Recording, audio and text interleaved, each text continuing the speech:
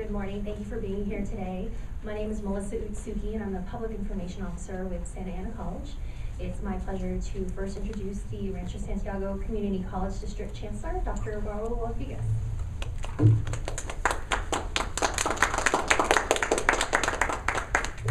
Good morning, everyone. Thank you for being here. I'm going to introduce our President of our Board of Trustees in 1 minute. Claudio Gallegos is here representing Congressman Lou Correa. And Claudio, do you want to go first and actually read a statement from Lou? Or Sure. Yeah, if you don't mind.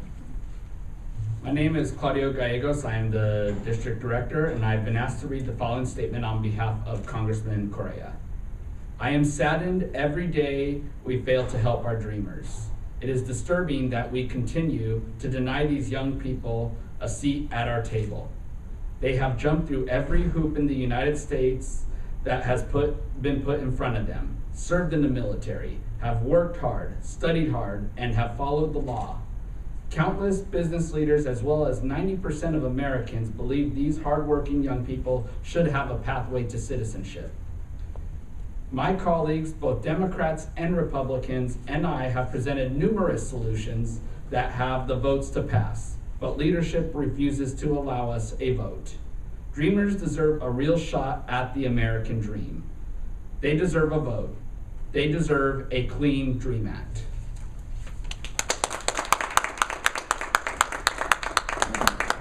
Thank you, Claudio. So earlier this month, our Board of Trustees changed officers, and now our new board president is Nelida Mendoza. So Nelida, come up and say a few words, please.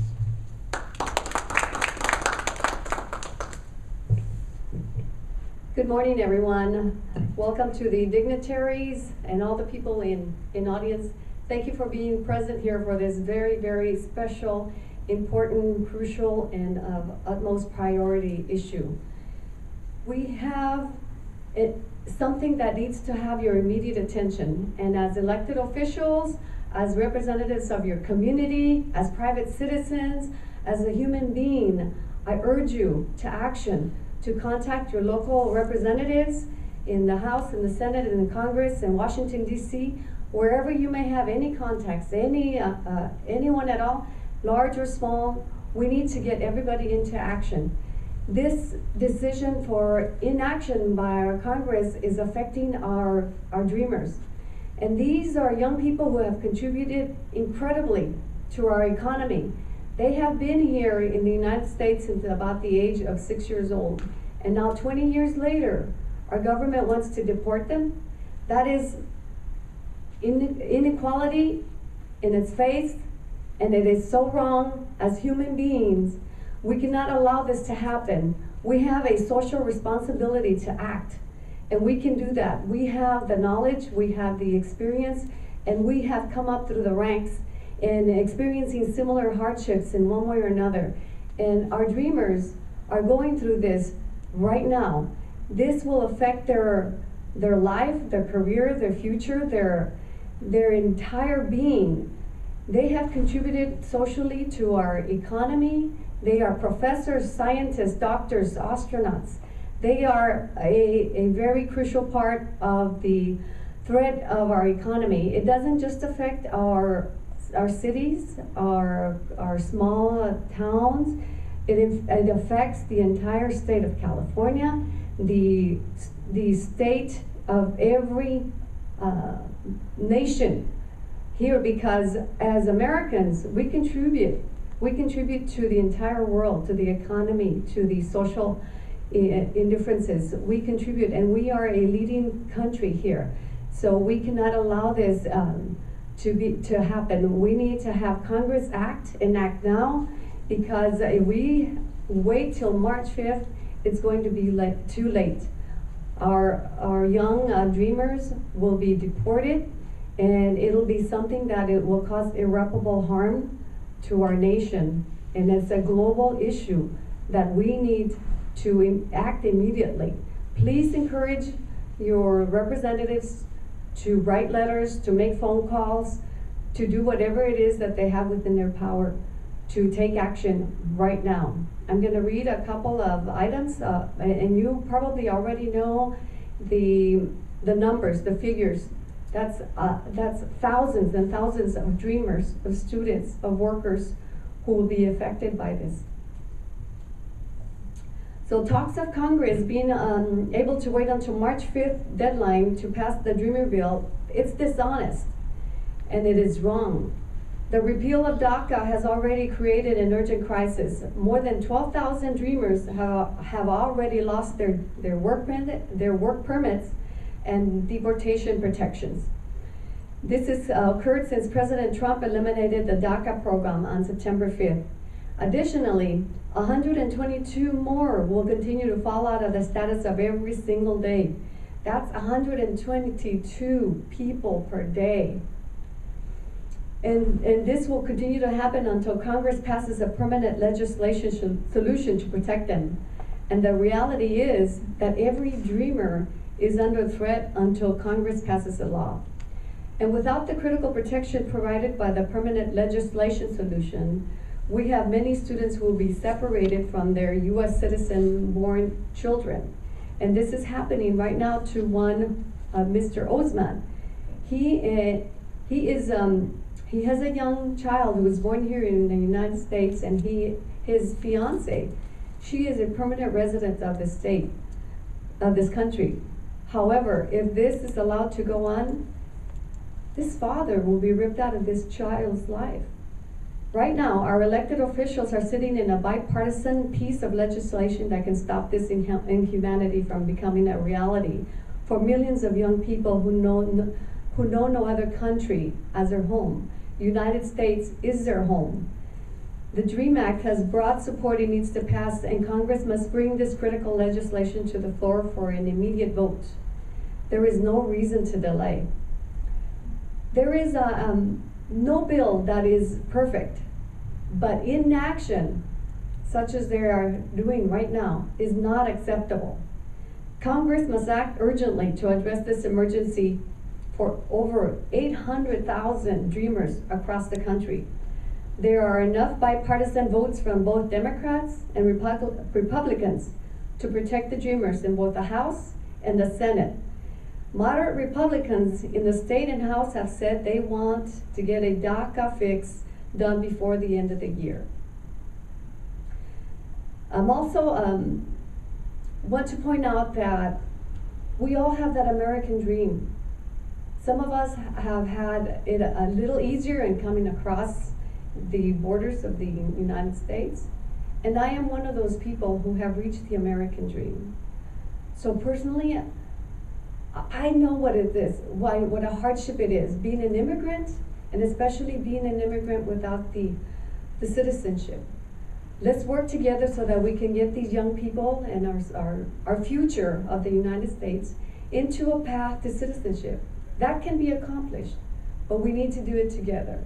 So we need to form Team USA to help our DACA students and to get Congress to act. I encourage you to do whatever it is that is within your power, and I thank you today for coming today here this morning and meeting. I know it's a little crowded, but I'm glad you stayed through the whole period, the whole public relations segment. Thank you for your time, your efforts, and I thank you in anticipation of the work that you're going to make, the efforts in getting this bill passed. And I have faith that this is going to go through because there are so many of us that Congress just needs to listen and act on it. We cannot let this fall on deaf ears anymore. Thank you very much and enjoy your holidays.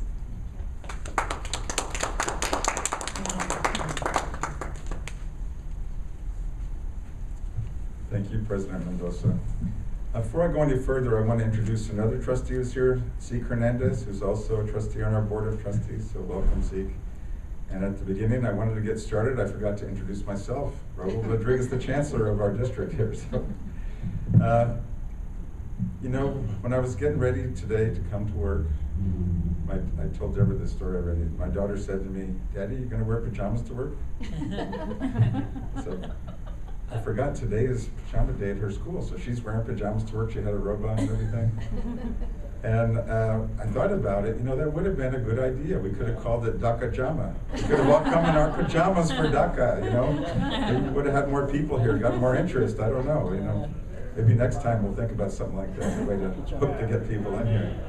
But anyhow, for me, this is very personal, the whole issue of DACA and dreamers and undocumented students. Many of us, come from Mexico or other countries in Latin America, and my family comes from Mexico, and we've been here. The earliest folks came in the 1800s, and others came later and came at different times. I remember my grandfather telling me about how he crossed the Rio Grande to come to the U.S. and he didn't have any papers. He wasn't legal. He just wanted to get a job. That's why he came here. And so I have family members who, like me, were born here. Family members who were born in Mexico. Family members who came at different times. Some with papers, some without. And it's a very difficult thing when some of us are legal, some of us are not. And we're all in the same family, right? And so this is why I'm concerned about DACA and why it's very personal, because one of the consequences of this is that it will tear families apart and cause families to go through a lot of pain, a lot of hardship, a lot of struggle in trying to deal with deportation and the issues that comes with that. And I've had family members who were deported, and luckily there's coyotes and they were able to come back pretty quickly. But they shouldn't have to do that. Why is that? It's not a good thing. We're all from the same family. We're all here. We've all been together. We've been here a long time. And yet, some of my family members may face these consequences. So that's not a good thing. And we all pay taxes. We all try to do the right thing. We're not criminals. And just like the DACA students, and the DACA workers are out there contributing to our society and paying taxes. And some of us with this tax reform they just did will be paying a lot more taxes than we were paying before. So, what are we getting for our money? I guess is one of the things we did ask. So there are social, there are economic consequences for not doing something about the dreamers. And there's a quote from Franklin Delano Roosevelt, one of our most distinguished presidents, and he said, remember always that all of us, you and I especially, are descended from immigrants and revolutionists. So we were all immigrants at one time, and some of us were, as he said, this country started out as revolutionaries, trying to break away from a government that was keeping people under their thumb and forcing them to pay horrendous taxes and we all know the history of it, so I don't need to go into that, but we've got to remember our roots, where we come from, and why this is so important, should be important to all of us. And I think, as President Mendoza said, who's against DACA? There's not a lot of voices out there against DACA, against this. It's amazing how people have come together to support this from the business community. If you look at Fortune 500 companies, CEOs are saying, yes, we want this. The Chamber of Commerce, who's very conservative, is saying, yes, we want legislation for DACA to make these folks legal, to find a way to have them stay here and contribute to our economy, because it's not just social consequences, there are economic consequences to not having legislation for DACA. And you start looking at the numbers, it's significant what this means to the economy. Some of the folks, they've started interviewing people who are working in some of these large companies, and they're in important positions. They're contributing to those companies being successful and very creative, and the folks who run these companies are saying, if we lose these workers, we're gonna lose a lot of money. We're gonna lose our creative talent. We're gonna lose some of our best employees. And we all know this. People who come here as immigrants are motivated to work. They want to succeed. They want that American dream that President Mendoza talked about. And so they are motivated to do a good job and to work and pay their taxes and so on. So why are we gonna hurt people who are really helping us and help this country be strong and move forward and help us be successful in this global economy? And here in California, that's especially true. We know we're just a state, right? We have the fifth, or depends how you look at it, fifth or sixth largest economy in the whole world here in California. And so we contribute a lot to the success of our nation, and yet we have the most DACA students, the most DACA workers here, and we need to make sure that we keep our economy strong and we keep our companies here and support them. If you look at our district, we have officially probably 200 to 300 DACA students here. Students were identified as being under the DACA legislation. But we know the number is actually much larger than that. We probably have several thousand students who are dreamers who would come under this legislation, but not everyone wanted to go forward and sign up. And the ironic thing is that those that did go forward and sign up and were wanting to follow the law could be the ones that are punished the most if we don't have a solution to this crisis, and who may be facing the consequences of the government has all their information, so they could be the first people deported. Our student newspaper, El Don, this is their last issue, and they had a nice article here about how Santa Ana College in our city joined the DACA protest, and how California is home to 25% of all the dreamers. You know, that's huge, the number that we have here in California, and we're gonna potentially punish those folks. You know, I've been reading in the paper this morning about the tax reform that the Congress just passed, and they're all very happy, patting themselves on the back, and you know, the Republicans anyway, and really charged up about this. But if they don't follow that up and do something for DACA, to me that really doesn't mean a lot, and they need to get behind it. And if that tax bill really is gonna mean anything, to me, you know, they need to have a solution to this DACA issue.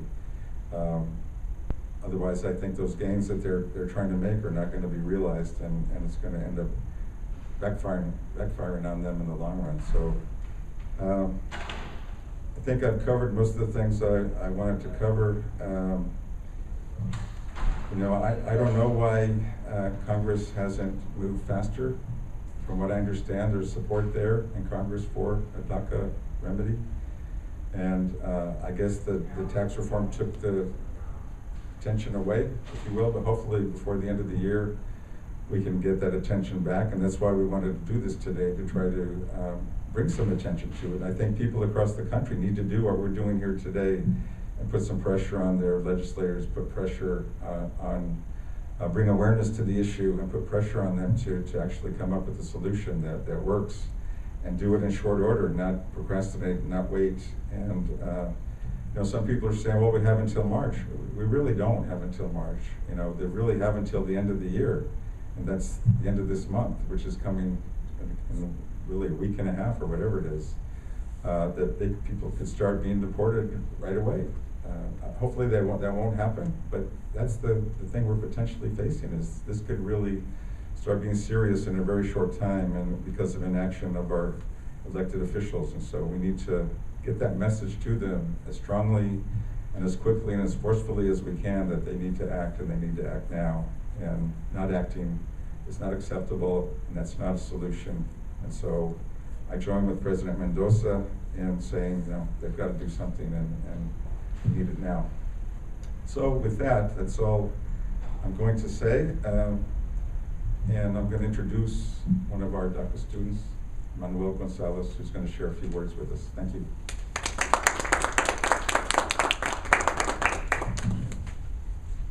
Good morning, everybody. Good morning.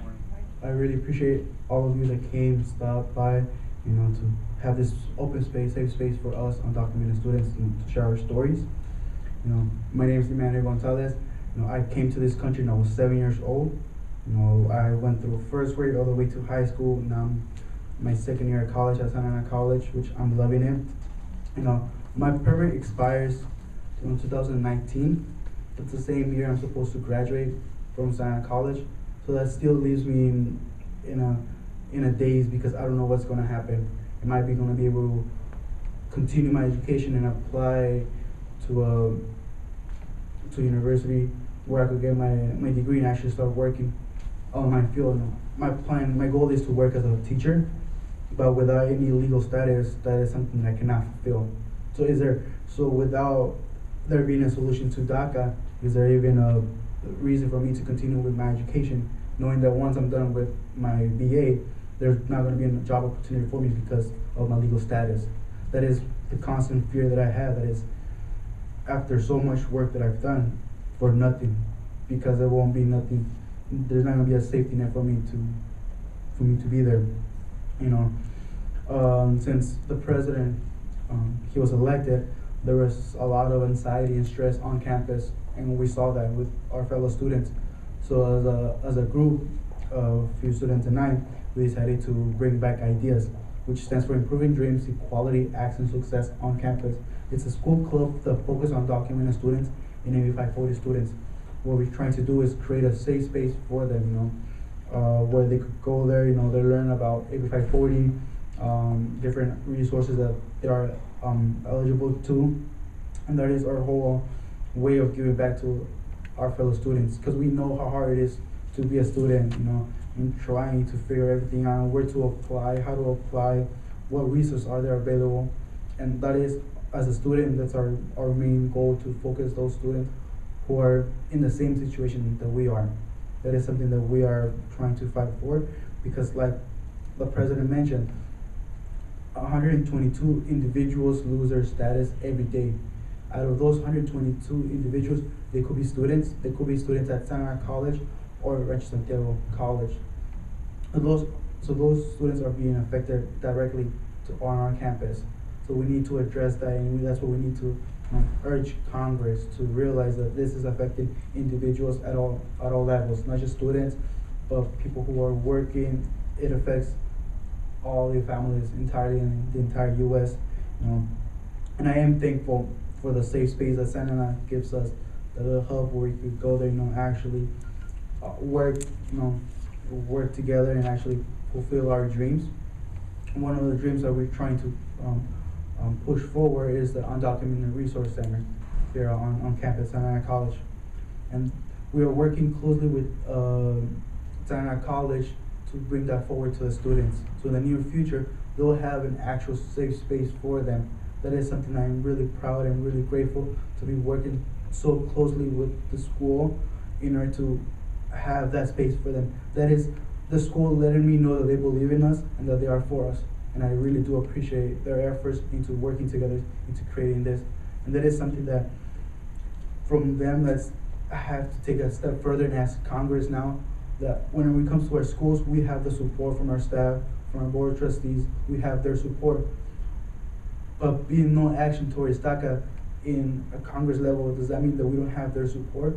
That's what we're urging for the DACA students, for Congress to protect DACA students and pass a bill that it's gonna protect them entirely, because it is students, it is people who are working, it's affecting them every day, and that is why we need a clean bill now. That's what Congress needs to start working on. And if they pass their tax bill already, it is time to focus on undocumented students, on DACA students, and that's what we need to push forward. So I urge Congress to start working on something that's gonna protect DACA recipients. Thank you all for coming.